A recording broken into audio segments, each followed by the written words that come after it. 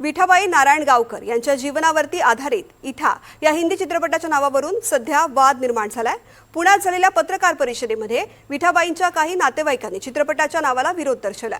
मात्र दुसरीकडे विठाबाईंचं मूळ गाव असलेल्या जुन्नर तालुक्यातील नारायणगाव इथे राहणाऱ्या त्यांच्या कुटुंबियांनी चित्रपटाला सशर्त पाठिंबा जाहीर केलाय। प्रदर्शनापूर्वी चित्रपट आम्हाला दाखवा, त्यानंतरच भूमिका स्पष्ट करू, असं त्यांनी म्हटलंय।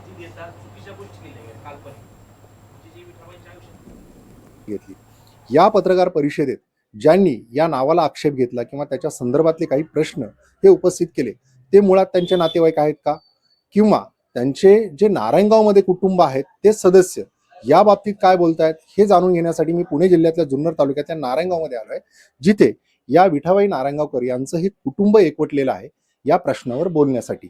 माझ्यासोबत आता मोहित सावंत आहेत, ते स्वतःची ओळख करून देतील की काय मुळात तुम्ही कुटुंबाचे सदस्य कसे आहात आणि मुळात पुण्यात एक पत्रकार परिषद झाली, ते कोण होते? नमस्कार, मी मोहित नारायणगावकर, विठाबाई नारायणगावकर यांचा नातू, मुलाचा मुलगा। 2-3 दिवसापूर्वी काहीतरी पुण्यात पत्रकार परिषद झाली अशी की मी विठाबाईंचा नातू असल्याने। सर, मुळात विठाबाईंचं हे जे मूळ कुटुंब आहे, 5 मुली आणि 3 मुलं, हे आजही हयात आहेत। त्याच्यामुळे विठाबाईंवर जो चित्रपट येतोय ना, त्याचा बोलण्याचा अधिकार फक्त त्या कुटुंबियांना आहे, बाकीच्या लोकांना नाही। आमचं एकच मत आहे, जे विठाबाई नारायणगावकरांचा जो इतिहास दाखवला जाणार आहे त्या इतिहासाच्या बाबतीत हे कुटुंब बोलल, बाकीच्यांनी त्यात लुडबुड न केलेली बरी।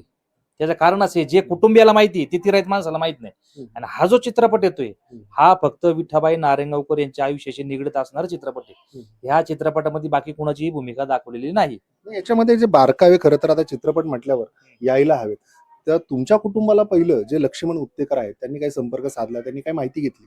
नाही, पूर्वी माहिती घेतलेली नव्हती, पण आमचे मोठे आत्ते ना मंगलाताई बनसोडे, त्यांना फोन केला, त्यांनी मध्यंतरी माझ्याशी फोनवर बोलले। त्यांचं एकच मत आलं, तमाशाबद्दल जे आजपर्यंत निगेटिव्ह चित्रपटाच्या माध्यमातून जात होतं ते आम्हाला पुसायचे, आणि विठाबाई नारायणगावकर बद्दल जे चुकीच्या गोष्टी काही पुस्तकात आढळल्यात ते आम्हाला बंद करायचं म्हटले। आणि चित्रपट जो येतोय ना तो पॉझिटिव्हली तमाशा क्षेत्राला, म्हणजे विठाबाईंनाच नाही, विठाबाई नारायणगावकर असेल, हे गाव असेल, तमाशा क्षेत्र असेल, या तमाशा क्षेत्राला हे नवसंजीवनी प्राप्त करून देण्याचं काम हा इठा चित्रपट करणार आहे। त्याच्यामुळे आता दुसरा एक विषय सांगतो, त्या चित्रपटात इठा नाव का ठेवलं? पूर्वीच्या काळात ग्रामीण भागातले लोक सहज म्हणून जायची, पुढे चालला रे चालू विठाबाईच्या तमाशाला, विठाबाईच्या नव्हते म्हणत। विठाबाई हा शब्द शास्त्र शुद्ध मराठीत आहे। कुठेतरी तमाशा हा लोप पावेल की काय अशी परिस्थिती निर्माण होती। मात्र आज हा जो चित्रपट येतो इटा, त्याच्यामुळे कुठेतरी जगाला तमाशा समजेल असं त्यांचं मत आहे। विठाबाई नारायणगावकर यांच्या चारित्र्यामध्ये ज्या काही गोष्टी सांगितल्या आहेत त्याच्यामध्ये एक महत्वाची गोष्ट सांगितली जाते, ते म्हणजे विठाबाई नारायणगावकर हे कलेच्या प्रती त्यांचं किती प्रेम होतं। म्हणजे ते जेव्हा परफॉर्म करत होते स्टेजवर त्यावेळेस त्या गरोदर होत्या, आणि त्यांना जेव्हा बाळंतपणाच्या काळा आल्या त्यांनी पाठीमागे स्टेजच्या मागे जाऊन ती नाळ तोडली आणि ते पुन्हा येऊन स्टेजवर नाचल्या। हा जो किस्सा आहे तो खूप जणांना माहिती आहे, म्हणजे तमाशा प्रेमींना तर निश्चितच माहिती आहे। आणि त्या मुलाला जो जन्म दिला तो मुलगा आता इथे माझ्या सोबत आहे। काय सांगाल की हा प्रसंग कसा होता आणि काय घडलं? म्हणजे आता तुम्हाला ते आठवणार नाही मला नाही, पण माझी आई मला सांगायची, ज्यावेळेस माझ्या टायमाला आई गरोदर असताना स्टेजवर कळा आल्या आणि माग रावटीमध्ये आले, आणि तिच्या बाळात पण एका म्हाताऱ्यांनी केला असं सांगत होते म्हातारे। हो, तर तिथं ते नाळ तोडायला काही नव्हतं, म्हणून माझ्या आईने दगडांनी नाळ तोडली आणि पुन्हा स्टेजवरती गेल्या। तर प्रेक्षक लोक भावुक झाले, याला बाईला आत्ता पोट होतं ना, आता 5 मिनिटापूर्वी पोट होतं ना, आता पोट काय कुठं गेलं पण? मग ते म्हटले की माझी डिलिव्हरी झाली, मला मुलगा झाला, तुमच्या सर्वांच्या आशीर्वादाने, महादेवाच्या आशीर्वादाने मला मुलगा झाला। विठाबाईंचं तुमच्यावर विशेष प्रेम होतं? नाही, सगळ्या 8 मुलांवरती प्रेम होतं, तसं काय नाही, पण योगायोगाच्या गोष्टी असतात। पण कलेविषयी त्यांची कशी तळमळ होती, बोलताना काय जाणवायचं त्यांच्या शब्दांमध्ये? मग तिचाच आदर्श मी घेऊन मी पुढे स्टेजवरती आलो ना। आज तिच्या आशीर्वादाने मला महाराष्ट्र शासनाचा पुरस्कार भेटलेला आहे, आणि बरेचसे पुरस्कार भेटले का तर तिच्या आशीर्वादामुळेच भेटलेले आहेत। त्या देखील आता तमाशा पुढे नेत आहेत। काय परिस्थिती आहे आता? खरं तर हा चित्रपट येतो, तुम्हाला वाटतंय तुमच्या आईच्या माध्यमातून हा पुन्हा एकदा जगासमोर तमाशा जिवंत होईल? काय, मी विठाबाईंची धाकटी मुलगी मालती नामदार।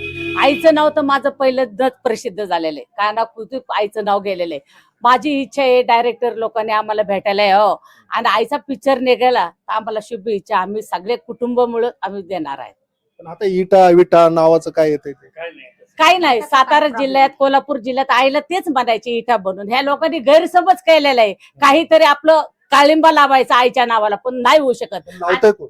लावणारे लावतात, पण माझ्या आईसारखी कुणी असू द्या, जे सगळे असतील पैशावाले असतील, पण माझ्या आईसारखी महाराष्ट्रात कुणीच होणार नाही. तर विठाला ग्रामीण ढंगात इटा म्हणतात, त्यामुळे त्यांच्या कुटुंबाच्या सदस्यांचाच त्याला विरोध नाहीये. विरोध हा असायलाच नको, कारण तमाशा हा जगासमोर येणार आहे ही त्यांची भावना आहे.